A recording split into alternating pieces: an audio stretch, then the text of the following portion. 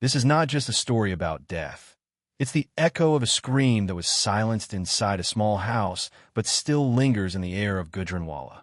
A newlywed bride, who entered her in-laws' home with love and dreams, lost her life just 1 month later, forced to drink acid during a dispute over dowry. The question isn't whether she took her own life or was made to. The real question is, how long will women continue to pay the price for silence? In the heart of Gujranwala, where narrow lanes hold countless stories of ordinary people, a new marriage had begun with joy and hope. Sania Noor, just 23, had dreams like any young woman, of a peaceful home, love, and respect. Her wedding to Irfan Ahmed, a man from a respectable family, was seen as a perfect match. The wedding day was filled with laughter, colorful dresses, and the fragrance of roses. Everyone blessed the couple for a bright future. But behind Sania's shy smile, there was a quiet unease. She noticed something strange. Irfan barely looked at her. His eyes carried indifference, and his family smiles felt forced. Still, she told herself it was normal.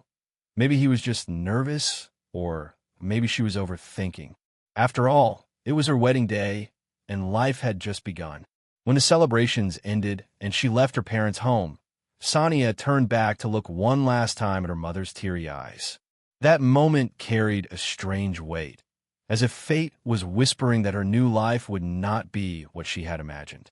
Within those garlands and smiles, her destiny was quietly taking a darker turn. No one in that crowded wedding hall knew that in just 1 month, the same girl would become a headline, a symbol of the cruelty that still hides behind closed doors. The first day at her in-laws' house began with the rituals of tradition: warm welcomes, tea, and polite smiles.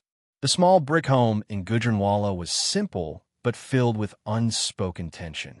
Sania tried her best to be respectful and kind, calling her mother-in-law Ami with affection and serving tea to guests with a smile. But as days passed, she started noticing how those smiles faded the moment visitors left. Her husband Irfan would barely speak to her. He often stayed out late, and when she asked gently, his tone turned cold.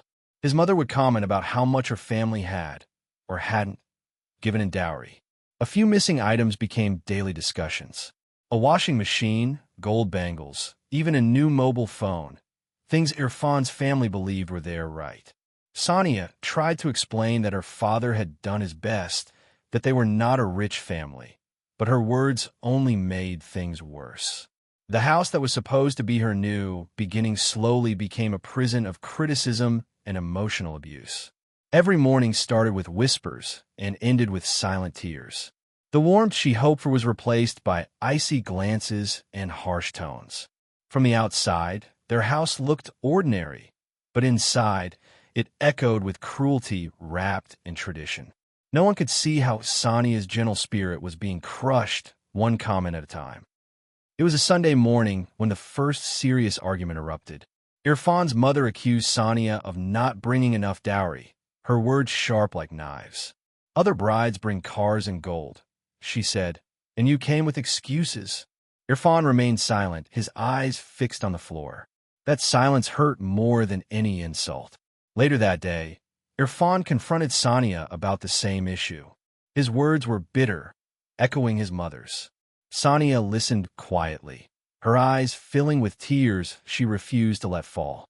She tried to explain, but her voice trembled. No matter what she said, they only saw her as a disappointment. The next few days grew colder. Meals were eaten in silence. Doors slammed. Irfan's mother often left harsh remarks, blaming Sania for everything that went wrong in the house. The young bride who had once dreamed of love now moved like a shadow, afraid of saying the wrong thing. When Sania called her parents, she told them she was fine. She didn't want to burden them. But her father noticed her voice sounded weak, like someone hiding pain behind forced calm. Every night, she prayed for peace, hoping Irfan would change. But cruelty, once it begins, rarely stops. What started as an argument about dowry was slowly turning into something far more dangerous. The days turned into weeks, and Sania's world grew smaller. Her phone was often taken away to teach her respect. Irfan's behavior grew more aggressive, not with shouting, but with a frightening silence that made her feel invisible. Sometimes she would sit alone in her small bedroom, staring at the wall. The mirror reflected a pale face that hardly looked like the girl who once dreamed of happiness. She wanted to go back to her parents' home, just for a few days, but her mother-in-law told her it was shameful to leave a husband's house so soon. The neighbors saw nothing unusual. The world outside continued as normal. Children playing, shopkeepers calling customers. While inside that house, Sania's voice was slowly dying. One night, after another argument about money, she sat by the window and whispered to herself, "Maybe I really am the problem." It was the kind of thought that comes when someone has been broken from within.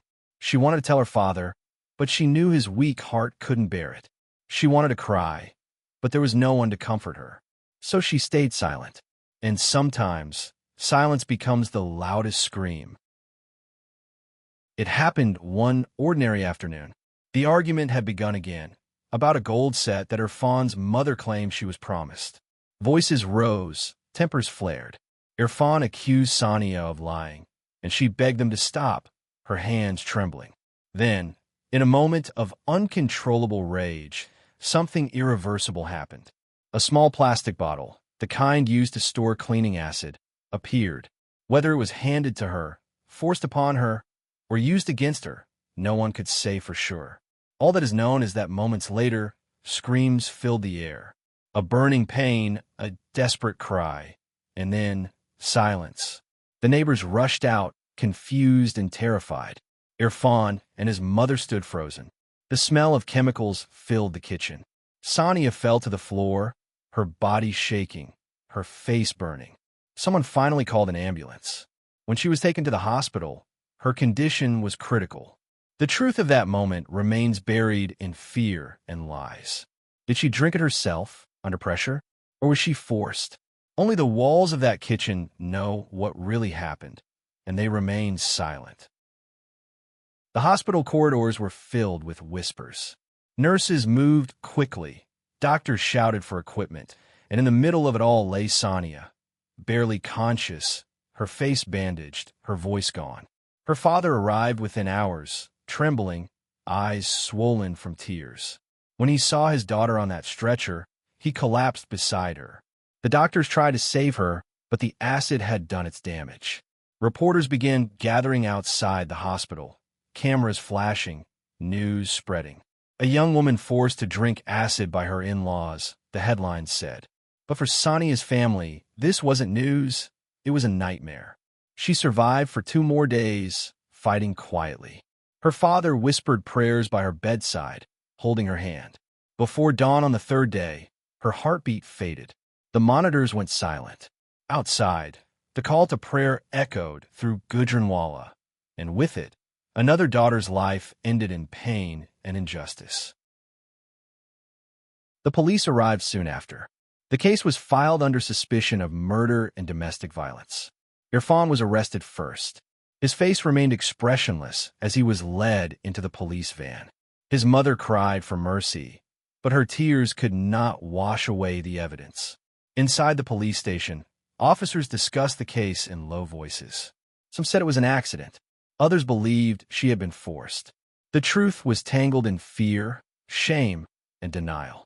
Meanwhile, people across Pakistan reacted with shock and anger. Social media flooded with Sania's photo, her bridal smile beside a tragic headline. Activists demanded justice. How many more? They asked. In court, Irfan's lawyer tried to claim innocence. He said Sania had mental issues, that she acted out of depression. But her father stood in silence, holding her wedding photo. It was all he had left. Justice in such cases is slow, sometimes never complete. Yet every headline, every shared post, every tearful protest carried the same message. This must stop. Weeks later, the graveyard lay quiet under the gray sky of Gujranwala. Fresh flowers covered Sania's grave, their fragrance mixing with the cold morning air. Her father sat beside it, holding prayer beads, whispering verses for his lost child. The case continued in court, but for her family, justice could never bring her back. What remained was the haunting question that echoed through every home. How long will daughters keep dying like this? Sania's story became one among hundreds, a symbol of every woman silenced by the weight of dowry, control, and fear. Her pain became a warning, her death a cry for change. In that silence, her voice still speaks, through those who tell her story, through those who dare to ask for justice, and through every daughter who deserves a life of dignity, not death. And as the sun sets over Gujranwala, one can only wonder, how many more graves must be filled before society finally listens to the bride's last cry?